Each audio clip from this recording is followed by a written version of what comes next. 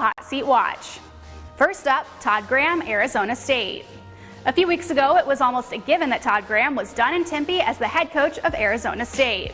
But after upsetting then number 5 Washington 2 weeks ago and following that up with an impressive win over Utah last weekend, Graham's seat has cooled considerably. If he can pull out a win over a reeling USC team this weekend, you may as well just turn his seat into an ice sculpture. Next up, Bret Bielema, Arkansas. Yes, it's another week here on the Hot Seat Watch, and it's time to talk about Bret Bielema once again, much like another SEC coach we'll get to in a bit.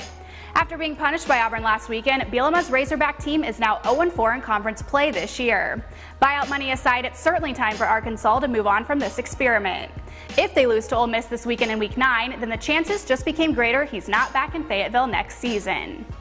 Steve Addazio, Boston College. When Boston College got off to a 2-4 start to the season, talks began to spread that Steve Addazio could be done in Chestnut Hill. The last 2 weeks, though, have considerably helped his standings as the head coach of the Boston College Eagles. Since their 4th loss of the year, they've beaten Louisville and Virginia back-to-back, and in those wins, they've scored over 40 points. If Addazio and his Eagles team can take advantage of a damaged Florida State team on Friday night at home to move to 5-4, talks of a potential Addazio departure will really die down as this team gets itself firmly in position to return to a bowl game. And last but not least, Butch Jones, Tennessee. No hot seat list in the country is complete without talking about Butch Jones and the Tennessee Volunteers. The most embattled coach in the nation at this point saw his life get a little more miserable last weekend as they were annihilated by the number 1 Alabama Crimson Tide.